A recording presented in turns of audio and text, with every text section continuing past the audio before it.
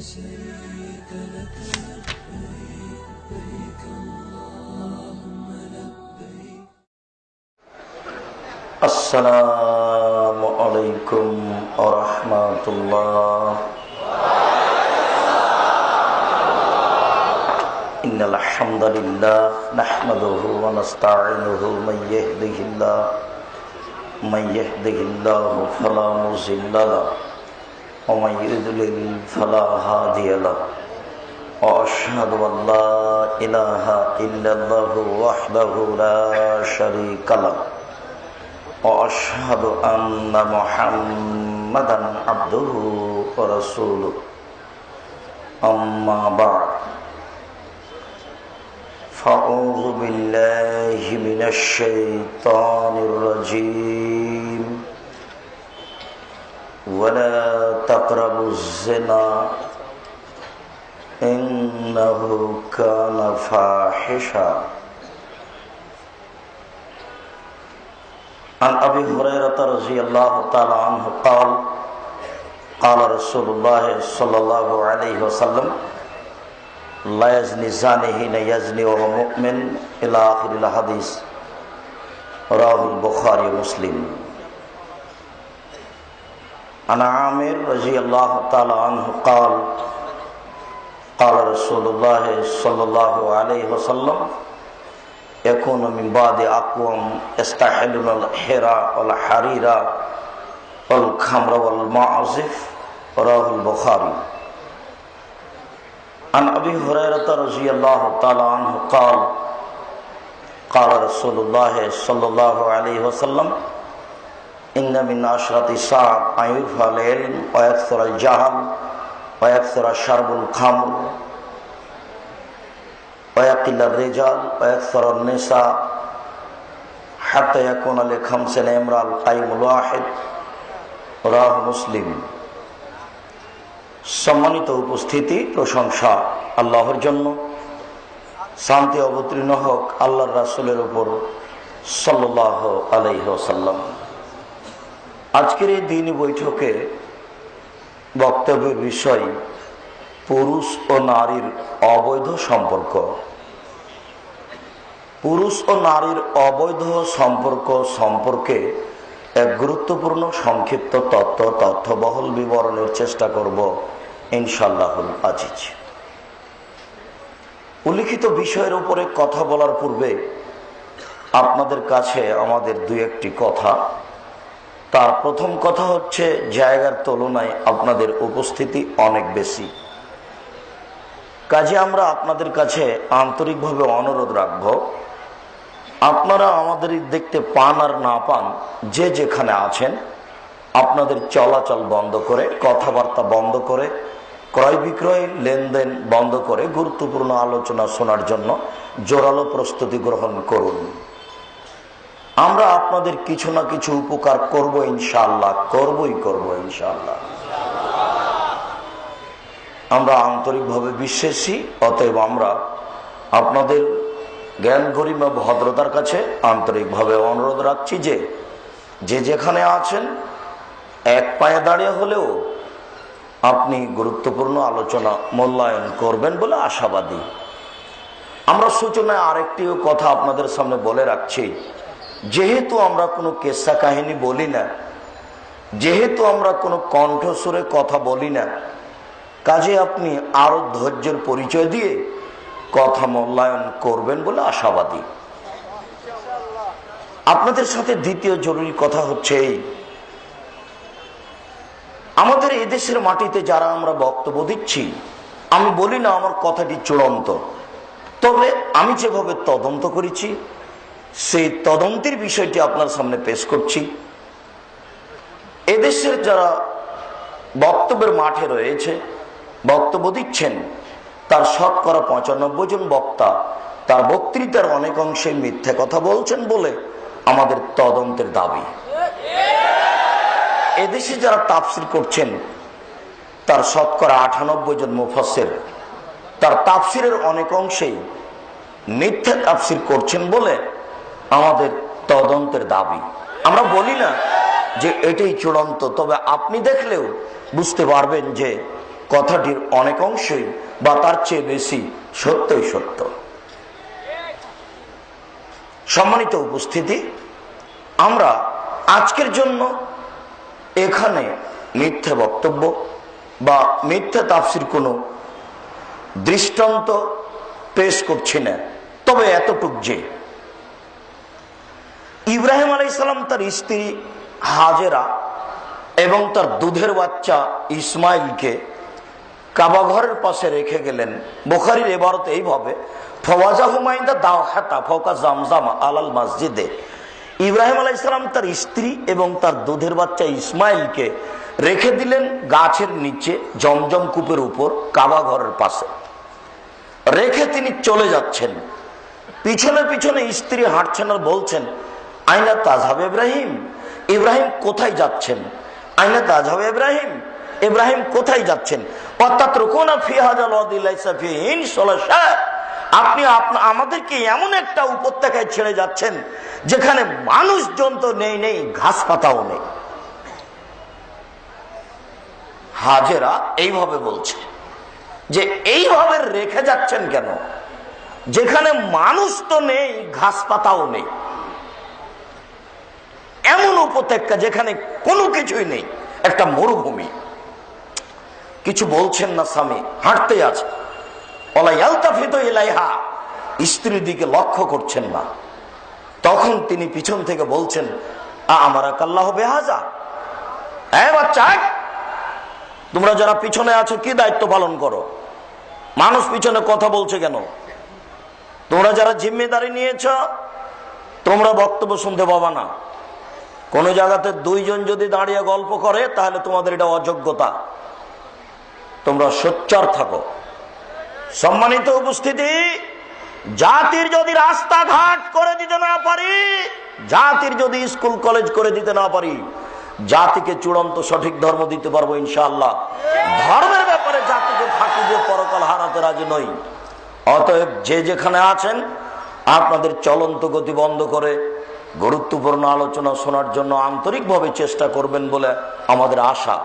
তোমরা যারা দায়িত্ব পালন করছো তোমরা সোচ্চার হও, তোমরা মুখে কথা বলো না, তোমরা নির্বুদ্ধিতার পরিচয় দিও না, সতর্ক সাবধান থাকো। বলছিলাম সম্মানিত উপস্থিতি, তার স্ত্রী হাজেরা বললেন, আমরা কাল্লাহ বেহাজা, আচ্ছা আল্লাহ কি আপনাকে এইভাবে চলে যেতে বলেছেন? আপনি আমাকে কিছু বলছেন না কেন? আপনি আমাকে কিছু বলবেন তো, আপনি আমার সাথে কথা বলছেন না কেন? আপনাকে কি এইভাবে আল্লাহ চলে যেতে বলেছেন? কালা নাম, তিনি বলছেন হ্যাঁ, হ্যাঁ ছাড়া কোনো কথা নেই, হ্যাঁ তুমি যা বলেছো সেটাই। তিনি এইভাবে বলেননি হ্যাঁ আমাকে এইভাবেই যেতে বলেছেন, এই যে তিনি বলেননি, তিনি বলেছেন হ্যাঁ। তখন স্ত্রী বলছেন, আচ্ছা ঠিক আছে, তাহলে আল্লাহ আমাকে ধ্বংস করবেন না। অথচ তার স্ত্রীও জানেন না যে আমি থাকবো কিভাবে, বাঁচবো কিভাবে, খাবো কিভাবে। তার স্ত্রী কিন্তু এটা জানেন না। ইব্রাহিম আলাইহিস সালাম নিজেও জানেন না যে আমার স্ত্রী কি খাবেন, কিভাবে থাকবেন। রেখে চলে যেতে বলেছেন, যাচ্ছে। একটু আগিয়ে গিয়ে সানিয়া পাহাড়ের ওখানে গিয়ে কাবা ঘরের দিকে মুখ করে আহাল পরিবারের দিকে লক্ষ্য করেন, দেখা যায় না। এবার তিনি হাত উঠিয়ে বলছেন, আল্লাহুম্মা ইন্নী আসকানতু মিন যুরিয়াতি বিওয়াদিন গায়রি জি জারিন ইন দা বাইতিকাল মুহাররম। হে আল্লাহ, আমার পরিবারের কিছু অংশ আমি তোমার কাবা ঘরের পাশে রেখে দিলাম, যেখানে মানুষজন তো নেই, ঘাস পাতাও নেই, মরুভূমি, যেখানে ঘাস পাতা তৈরি হয় না, এরকম একটা জায়গায় আমার পরিবারের কিছু অংশ রেখে দিলাম। তিনি তার পরিবারের জন্য দীর্ঘ সময় ধরে হাত তুলে দোয়া করে এই কথা বললেন। সম্মানিত উপস্থিতি, 3 থেকে 4 বছর পরে বাচ্চা যখন দৌড়াদৌড়ি করতে পারে, যে সময়ে বাচ্চাকে খুব সুন্দর লাগবে দেখতে, যখন চুমা দিতে ভালো লাগে, আল্লাহ বলছেন ছেলেকে কুরবানি করতে হবে। তিনি চলে আসলেন, এসে বলছেন, বোনাইয়া ইন্নী আরা ফিল মানামে আন্নী আযবাহুকা ফানজুর মাযা তারা। বৎস, আব্বু আমি স্বপ্নে দেখছি তোমাকে কুরবানি করছি, তোমার মতামত কি? তখন ছেলে বলছে, ইয়া বাতিফাল মা তুমারু সাতাজিদুনি ইনশাআল্লাহু মিনাস সাবিরিন। আব্বু, আপনি যা স্বপ্নে দেখেছেন তা বাস্তবায়ন করুন, আপনি আমাকে ধৈর্যশীল পাবেন। ফাসলামা, বাপ বেটা একমত। আল্লাহুল জামিন, ছেলেকে উপর করে সইয়ে দিলেন, তিনি ছুরি চালাচ্ছেন। আল্লাহ তাআলা বলছেন, ইব্রাহিম কাদ সাদ্দাকতা রুয়া, তোমার ছেলেকে কুরবানি করতে হবে, এই ঠেকা আমার বাঁধেনি। আমি তোকে পরীক্ষা করছিলাম, তুমি পরীক্ষায় পাস করতে পারো কিনা। তুমি পরীক্ষায় পাস করে গেছো ইব্রাহিম। এই কথা আল্লাহ বলছেন। এইটুকু বিবরণ পেশ করে আমি যা বলতে চেয়েছি সেটা হলো এই, যে একটু আগে তার স্ত্রী বললেন যে মানুষজন তো নেই, নেই ঘাস পাতাও নেই। একটু পরে স্বামী বললেন যে আমার পরিবারের কিছু অংশকে মরুভূমিতে রেখে দিলাম, মানুষজন নেই, ঘাস পাতাও নেই। তাহলে এই মরুভূমিতে মুসাফির মানুষ 3 দিন 300 উট কোরবানি করলেন, এটা হয় কি করে? যেখানে মানুষই নাই সেখানে আশ্চর্য, এটা হয় কি করে? ও মুফাসসির সাহেব, এইভাবে তাফসির করছেন কেন? আপনার তাফসির রাজশাহী চাঁপাইনবাবগঞ্জের ভাষাতে বেখাপ্পা, একেবারে মিলে না। হয় কি করে? মানুষে নাই তো 300 উট আসলো কি করে? তার উপরন্ত তিনি মুসাফির মানুষ, বাড়ি ঘরই নেই। 100 উট কি এইখানে আছে নাকি? কেউ যে ভাবে না, কেউ যে একটু ধর্মের উপরে চিন্তা করে না। সবাই যে খাচ্ছে, পায়খানা করছে, দিন কাটাচ্ছে, কেউ যে চিন্তা ভাবনা করে না। অবাক, এটা হয় কি করে? আবার মুফাসসির সাহেব বলছেন যে কুরবানি হচ্ছে না কেন? লোহা লাগিয়ে দেওয়া হয়েছে ছুরির নিচে, তাই। আরে আশ্চর্য, ছুরির নিচে লোহা লাগানো হবে কেন? আল্লাহ বলে দিয়েছেন ছুরিকে, ছুরি তুমি কাটবে না, কিয়ামত পর্যন্ত ঘষটালে আর হবে না, আল্লাহ বলে দিয়েছেন। জড় বস্তু আল্লাহর কথা মানে, মানুষ আদম সন্তান বড় নিমুখ হারাম, আল্লাহর কথা মানে না। জড় বস্তু আল্লাহর কথা মানে। দেখবেন, দেখবেন, একটু দেখেন। এই যে দেখেন, বিকেলে বললো কে মূর্তি সব কে ভেঙেছে? কে ভাঙলো মূর্তি? হ্যাঁ, ইব্রাহিম দুষ্ট, এই ছেলেই করবে। ডাকাও তাকে, ইব্রাহিম এসব মূর্তি কে ভেঙেছে? আরে আমাকে বলছেন কেন? ওই যে বড় মূর্তি কুড়াল ঘাড়ে করে আছে তাকেই বলেন না। আশ্চর্য, মূর্তি কি কথা বলতে পারে? আরে যে কথা বলতে পারে না তাকে মানো কেন? আরো খেপে গেল। এই শোনো যুবক, গর্ত খনন করো, আগুন রেডি করো, ইব্রাহিমকে নিক্ষেপ করো। তাই করা হলো। আল্লাহ তাআলা বললেন, ইয়া নারু কুনি বারদাম ওয়া সালামা, আগুন শীতল হয়ে যাও। এই যে হয়ে গেল। আগুন জড় বস্তু, আল্লাহর কথা মানে। ছুরি জড় বস্তু, আল্লাহর কথা মানে।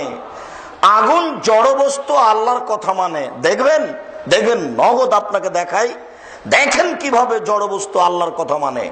শুধু ছুরি নয়, শুধু আগুন নয়, আপনি আরো দেখেন না, বলার সাথে সাথে আপনার কাছে ধরা পড়বে।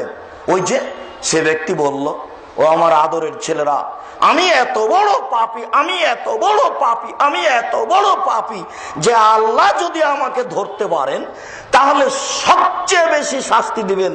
অতএব আল্লাহ যেন আমাকে ধরতেই না পারে। একটা কাজ করো তো, আমি যখন মারা যাব তখন আমাকে জ্বালিয়ে অর্ধেক চাই পানিতে ফেলে দিও, অর্ধেক চাই মাটিতে ফেলে দিও। বাপ মারা গেলে ছেলেরা তাই করলো, ছাই মাটিতে পানিতে ফেলে দিল। এখন আল্লাহ বলছেন, মাটি যে ছাইগুলি জমা করে দাও, পানি যে ছাইগুলি জমা করে দাও। এ দেখেন, জড় বস্তু কথা শোনে। আমি মনে হয় বুঝাতে পারছি না। আদম সন্তান বড় নিমুখ হারাম, কথা মানে না। একটু এখনই দেখাবো, তারপরে আলোচনা ইনশাআল্লাহ। দেখেন জড় বস্তু কথা শুনে কিভাবে। দেখুন, আপনাকে আমি নগদ দেখাচ্ছি। এই যে দেখেন, একজন লোক তীরে 99 জন মানুষকে হত্যা করেছেন, 99 জন। তারপরে খুঁজছে বাঁচার পথ কি আছে, তো খুঁজতে খুঁজতে গেছে দরবেশের কাছে। দরবেশ মানে ইবাদত করে, বিদ্যা নেই। এখন গিয়ে বলছে যে ভাই আমি তো 99 জন লোককে হত্যা করেছি, বাঁচার পথ। তো দরবেশ তো আর আল্লাহকে চিনে না, এমনিতেই সুবহানাল্লাহ বলে। এখনো বলছেন না না, এটা হলো নাকি? 99 জন লোককে হত্যা করার পরে আবার বাঁচার পথ।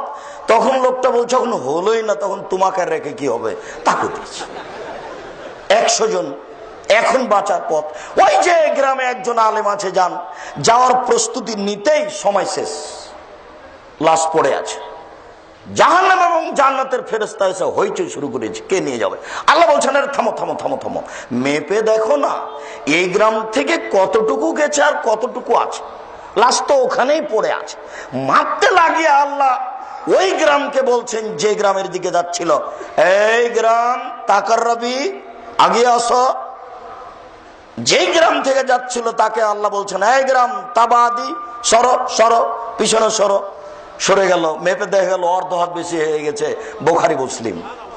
বোখারি মুসলিম মানে আম গাছে জাম ধরতে পারে ধরে না, অমাবস্যা রাতে চাঁদ উঠতে পারে উঠে না, সুয়ের ছিদ্র দিয়ে লাঙ্গলের ফাল ঢুকতে পারে ঢোকে না, সুয়ের ছিদ্র দিয়ে লাঙ্গলের ফাল ঢোকে যেতে পারে, আম গাছে জাম ধরে যেতে পারে, অমাবস্যা রাতে চাঁদ উঠে যেতে পারে, এগুলো ঘটে যেতে পারে। আমি যে কথা বলছি এতে সন্দেহ আছে বলে কিয়ামত পর্যন্ত চেষ্টা করলে সরিষা ঢোকানো যাবে না। যা বলছি তাই থাকবে ইনশাআল্লাহ। জাতির যদি রাস্তাঘাট করে দিতে না পারি, জাতির যদি স্কুল কলেজ করে দিতে না পারি, জাতিকে চূড়ান্ত সঠিক ধর্ম দিতে পারবো ইনশাআল্লাহ। ধর্মের ব্যাপারে জাতিকে ফাঁকি দিয়ে পরকাল হারাতে রাজি নই। শুনুন, আপনাকে বলছিলাম, দেখেন জড় বস্তু আল্লাহর কথা মানে, আদম সন্তান বড় নিমুখ হারাম আল্লাহর কথা মানে না। অতএব মুফাসসিরের এই তাফসীর যে ছুরির নিচে লোহা লাগিয়ে দেওয়া হয়েছে এটা নগদ মিথ্যে। ইব্রাহিম আলাইহিস সালাম যে 3 দিন 300 উট কুরবানি করলেন, এটা ডাহা মিথ্যা কথা, এই তাফসীর চলবে না। শুনুন, এই তাফসীর হচ্ছে ওই চাঁপাইনবাবগঞ্জের পুথির গানের মতো।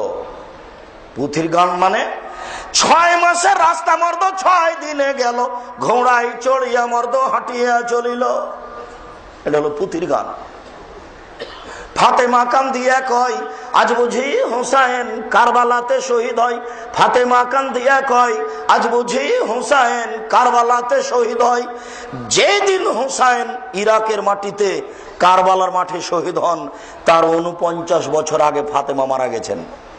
বলেন কাঁদবেন কি করে? এটা হয় কি করে? এগুলো হলো পুথির গান। এই পুথির গান যেমন, এই তাফসিরে তেমন। আজ থেকে 18 বছর আগে বলেছি সাদ্দাদের কাহিনী মিথ্যা। এমন কোন মায়ের বেটা কথা বলে না কেন যে সাদ্দাদের কাহিনী সত্য? আরে সাদ্দাদের কাহিনী সত্য তো দূরের কথা, সাদ্দাদের কাহিনী আছে কোথায় এটা খোঁজাই মুশকিল।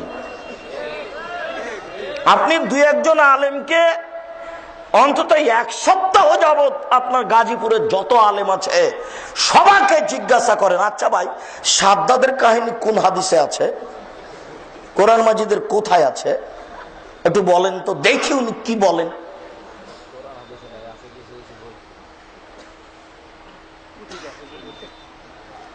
শুনুন, মিথ্যে তাফসির আছে, সূচনায় এতটুক বলে গেলাম মাত্র।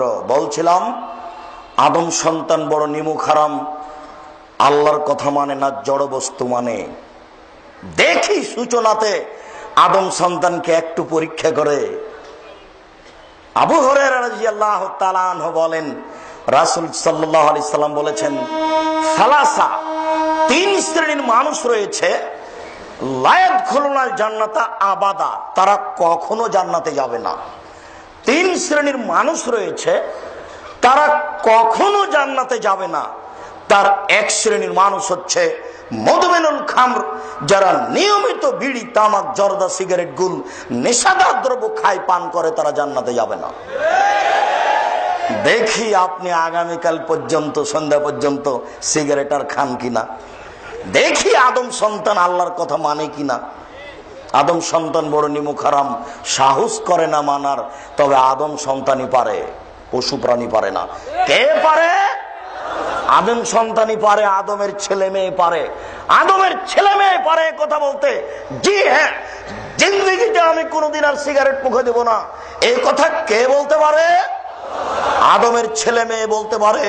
কুকুর শ্রীগাল পারে না, পশু প্রাণী পারে না। অতএব আদমের সন্তানকে এই প্রতিজ্ঞা করতে হবে, নেশাদার দ্রব্য কখনো পান করব না। 2, রাজরাত মিনে নিশায়ে, পুরুষের বেশধারী নারী জান্নাতে যাবে না। যারা পুরুষের জুতা স্যান্ডেল পরে, যারা পুরুষের শার্ট প্যান্ট পরে, যারা পুরুষের পোশাক পরে, যারা মাথার চুল ছোট করে, যারা এই যে চুস্ত গেঞ্জি জাতীয় পায়জামা পরে, আপনি যাবেন না। আপনার সাথে আমার অনেক কথা আছে।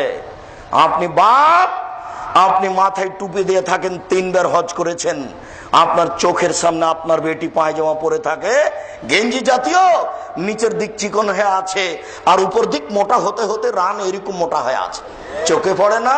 লজ্জা কি বেঁচে খেয়েছেন? শরম কি বেঁচে খেয়েছেন? বাপ বেটির লজ্জা হয় না? শরম হয় না? খারাপ লাগে না? লজ্জা কি বেঁচে খেয়েছেন? শরম কি বেঁচে খেয়েছেন? ইতস্তবোধ থাকা দরকার, মানবতা থাকা দরকার। আপনার লজ্জাবোধ নেই, আপনার ইতস্তবোধ নেই, আপনার হায়াবোধ নেই, আপনার বোধগম্য নেই, আপনার বোধোদয় নেই, আপনার হিতাহিত জ্ঞান নেই, আপনার মানবতা নেই। আপনি রাজশাহী চাঁপাইনবাবগঞ্জের ভাষাতে একটা অমানুষ। বলেন কি আপনি? মেয়ে দিয়ে জাতিকে পাপী করে নিজেকে ধর্ম দেখাচ্ছেন। তাহাজ্জুদ পড়ে জান্নাত কিনতে চান নাকি? জান্নাত কি পড়ে আছে নাকি? কে বলেছে জান্নাত পড়ে আছে? জাহান্নাম পড়ে আছে, এই কথা ঠিক। রাসূল সাল্লাল্লাহু আলাইহি ওয়াসাল্লাম বলেছেন, হজিবাতুন নার বিশাওয়াত, জাহান্নাম ঘেরা আছে মনের ইচ্ছা দিয়ে, হজিবাতি জান্নাত বিল মাকারে, নিয়ম নীতি কষ্ট ক্লেশ দ্বারা জান্নাত ঘেরা আছে। জান্নাত সহজে পাওয়া যায় না, তাহাজ্জুদ পড়েও জান্নাত হয় না। শুনুন, পুরুষের বেশধারী নারী জান্নাত পাবে না, পুরুষের বেশধারী নারী জান্নাত পাবে না। যারা পুরুষের জুতা স্যান্ডেল পরে, এই যে গাজীপুরে, এই যে পাশে, এই যে দোকানপাটে হাজার হাজার নারী, লক্ষ লক্ষ নারী, এই যে গার্মেন্টসে যেটা জেনার কারখানা, লক্ষ লক্ষ নারী ঘুরছে, এই যে দোকানে এখন হাঁটছে, এর বাপ নেই, এর মা নেই, এর ভাই নেই, এ মুসলমানের বাচ্চা নয়? আশ্চর্য!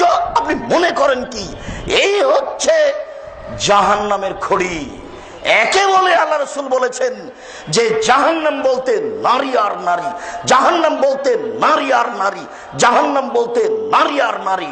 কিছু পুরুষ, শুনুন,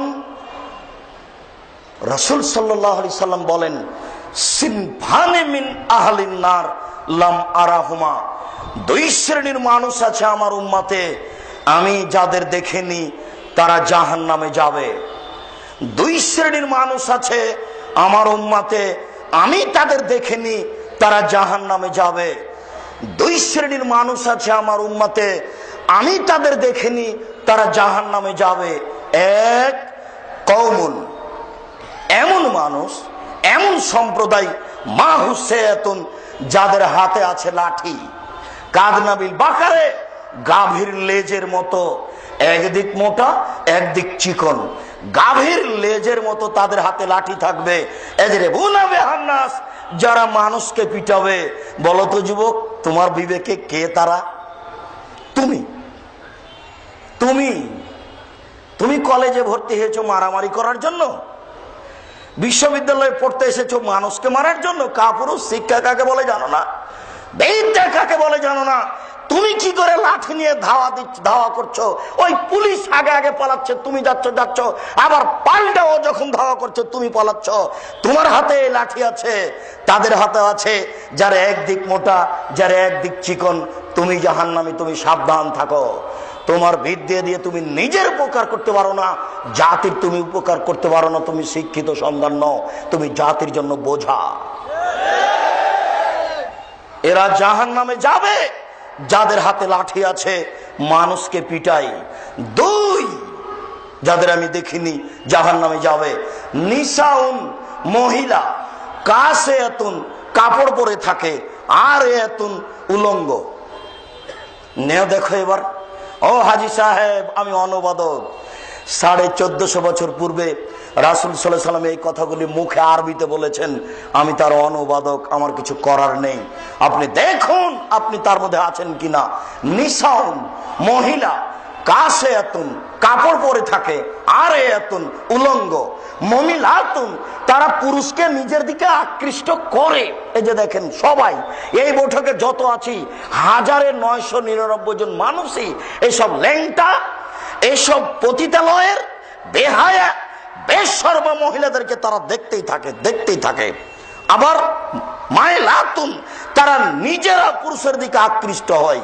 ওরা যখন বাড়িতে ছিল ভালোই ছিল, এবার বাড়ি থেকে বের হয়েছে, গাজীপুর বাজারে এসেছে, কেন জানি কেমন কেমন করে, কেন জানি আনছান করে।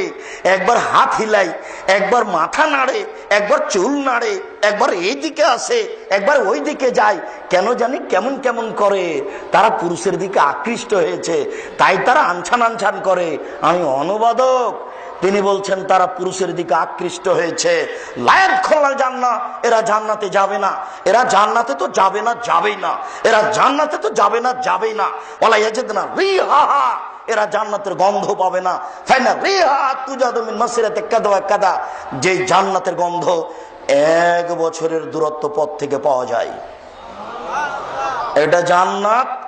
এখান থেকে একটা দ্রুতগামী ঘোড়া দৌড়াতে আরম্ভ করবে, 1 বছর দৌড়িয়ে গেলে যত পথ যাবে, এই পথের মাথায় যদি আপনার ওই দাঁড়ান, তাহলে আপনি জান্নাতের গন্ধ পাবেন, কিন্তু এই মহিলা জান্নাত পাবে না।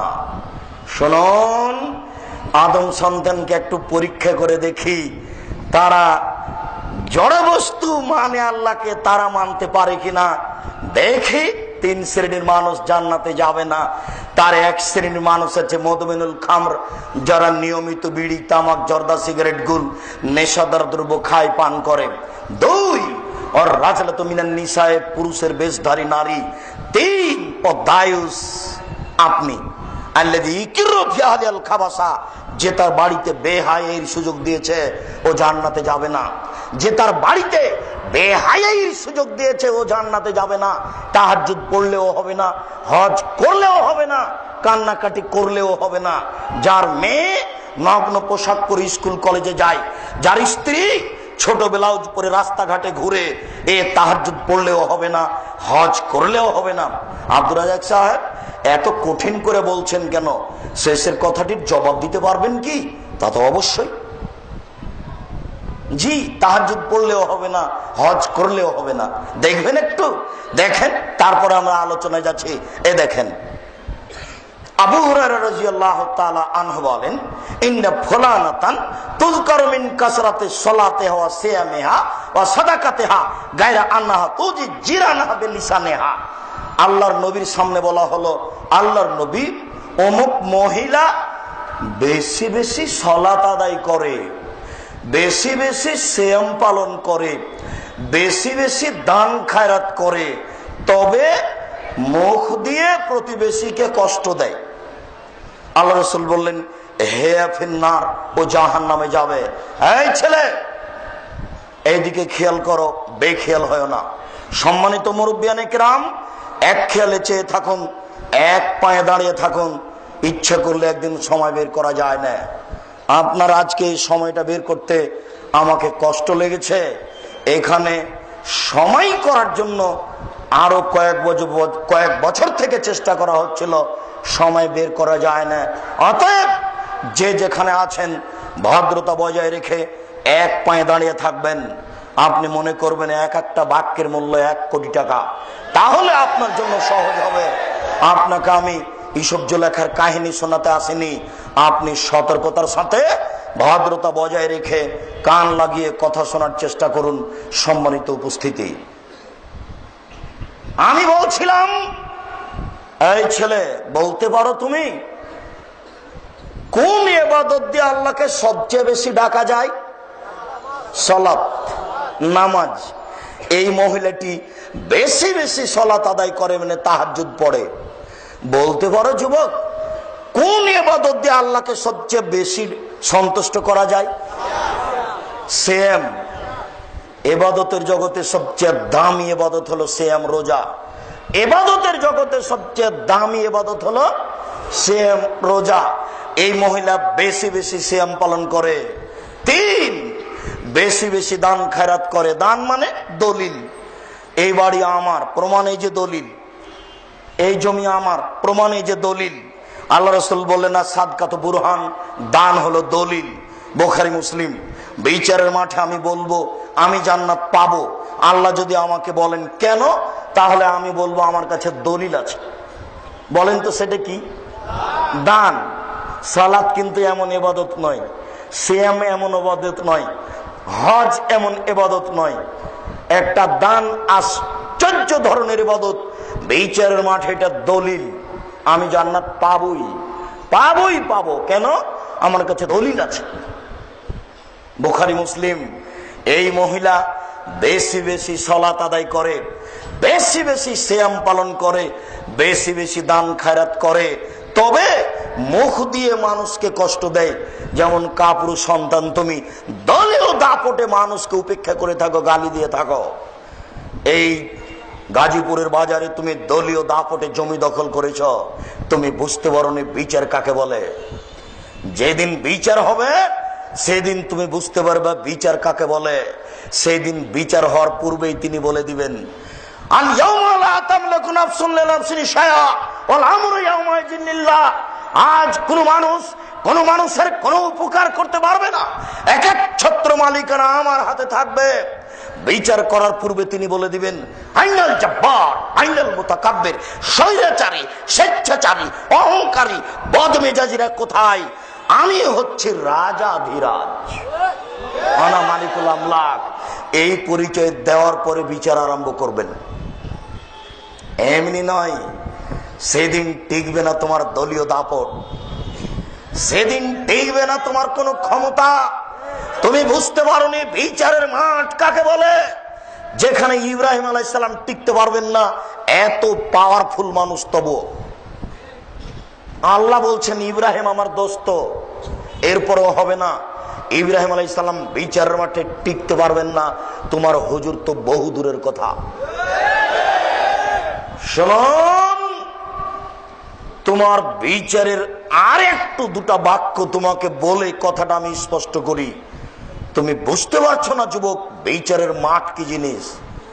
শুনুন, বুখারী মুসলিম, আল্লাহ রাসূল বলেন, মা মিন মুসলিমিন ইয়াতাকাল্লামু রাব্বুহু ইয়াউমাল কিয়ামাহ, ইয়াতাকাল্লামু রাব্বুহু ইয়াউমাল কিয়ামাহ লাইসা বাইনাহু ওয়া বাইনাহু তারজুমান ওয়ালা হাজাবুন ইয়াহজাবুহু। যেদিন আল্লাহর সাথে মুখামুখি কথা হবে, জিজ্ঞাসা উত্তর হবে, ওই সময় মানুষ এবং আল্লাহর মাঝে কোনো দোভাষী থাকবে না। দোভাষী বুঝি তো? কোনো অন্তরাল থাকবে না, কোনো আড় থাকবে না, এরকম একবারে মুখামুখি। কোনো আড় থাকবে না, কোনো অন্তরাল থাকবে না, কোনো দোভাষী থাকবে না। আল্লাহ যখন তাকে জিজ্ঞাসা করবেন, তখন ও দেখবে ডান দিকে, ভাইয়ারা আইমানা মিনহু ফায়ানজুরু আইমানা মিনহু ফায়ারা মা কাদ্দামা মিন আমালিহি। জিজ্ঞাসার সময় সে ডান দিকে লক্ষ্য করবে। ডান দিকে লক্ষ্য করলে তার জীবনের সব কর্ম দেখতে পাবে। বোকা ছেলে, বুঝতে পারোনি? বান্ধবীকে যেইভাবে চেপে ধরে আছো ওইভাবেই ছবি দেখা যাবে।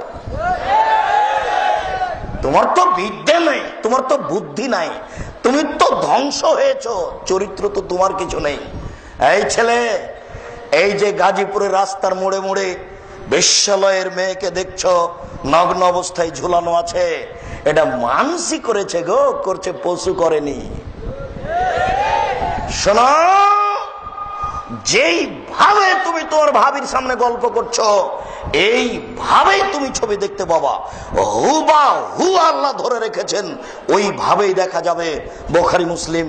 সরিষা ঢোকানো যাবে না, তুমি সাবধান থাকো। তোমার সেদিন চলে এসেছে, বিচার আর দেরি নেই। শ্বাস বন্ধ হলেই তোমার বিচার আরম্ভ হবে। তুমি বুঝতে পারছো না বিচারের মাঠ কত জটিল। আদম সন্তান বড় নিমুখ হারাম, ধর্মের দাম দেয় না, পুরো অন্যায় অবিচারকে সে দেখতে পাবে। সোম্মা এনজোরো আস আমামিন হো তারপর সে বাম দিকে লক্ষ্য করবে। বাম দিকে লক্ষ্য করলে ফায়ারা মা কাদ্দামা মিন আমালিহি, যা দেখলো ডানে তাই দেখবে বামে, যা দেখলো ডানে তাই দেখবে বামে। কোথায় বান্ধবীর হাত ধরে হাঁটছিলে সেই দৃশ্য তুমি বাম দিকে দেখতে পাবা। এবার তোমার অন্তর কেঁপে উঠেছে, আমার জাহান্নাম ছাড়া কোনো পথ নেই। তুমি বুঝতে পারছো না বিচারের মাঠ কাকে বলে। অতএব দাপট দেখায় না, বিচারের মাঠ বড় জটিল। সেই দিন তোমাকে 5টা জিনিস জিজ্ঞাসা করা হবে। আদম সন্তানের পাকে নড়তে দেওয়া হবে না, মহারানী ভিক্টোরিয়া এলিজাবেথের পা নড়বে না, 17টা দেশের সদস্য ইন্দিরা গান্ধীর পা নড়বে না, পৃথিবীর কোনো মানুষের পা নড়াচড়া করবে না। 5টা জিনিস জিজ্ঞাসা করার পূর্বে, এক আন উমরিহি, পুরো জীবন বুঝাতে হবে। পুরো জীবন ৭৭ বছর বেঁচে থেকেছ, অক্ষরে অক্ষরে বুঝাতে হবে। আজকে সকালে কি খেয়েছ এখন মনে নেই, অথচ পুরো জীবন সেদিন বুঝাতে হবে। 2 অন স্বাভাবিক, যৌবন জীবন বুঝাতে হবে। আব্দুর রাজাক সাহেব, যৌবন জীবন তো পুরো জীবনের মধ্যেই আছে, তো আবার যৌবন জীবন বলছেন কেন? আব্দুর রাজাক সাহেব, যৌবন জীবন তো পুরো জীবনের মধ্যে আছে, তো আবার এটা পৃথক ভাবে বলছেন কেন? যৌবন জীবন বড় ভয়াবহ জীবন। এই জীবনে ইনকাম করতে না পারলে বাপ মা ভালোবাসে না, এই জীবনে ইনকাম করতে না পারলে বউ ভালোবাসে না, তখন সে হন্যে নেমে পড়ে ইনকাম করা লাগবে। এই জীবনে মানুষ জেনা নিয়ে ব্যস্ত, যৌবন জীবনে মানুষ জেনা নিয়ে ব্যস্ত। এই মোবাইলগুলির শতকরা 98 থেকে 99টা মোবাইলে জেনার গল্প হয়। এক একটা মোবাইলে 200, 500, 2000, 5000 মেয়ের সাথে জেনার গল্প হয়। একটু তুমি থামো, তোমার কাছে আমরা খুব ঘনিয়ে আসছি, তুমি ধৈর্য ধারণ করো। শুনুন সম্মানিত উপস্থিতি, এই জন্য যৌবন জীবন বুঝাতে হবে। 3 আনমালিহি, টাকা বুঝাতে হবে। আইনা ইকতাসাবাহু, টাকা কোথায় ইনকাম হয়েছে। অফিমা আনফাকাহু, টাকা কোথায় ব্যয় হয়েছে। আয় কোথায় ব্যয় কোথায়, দুটাই বুঝাতে হবে। আয় কিভাবে ব্যয় কিভাবে, দুটাই বুঝাতে হবে। আজকে তো তুমি বুঝতে পারছো না, জেনা করার তালে ওই মেয়েটাকে 200, 500, 2000,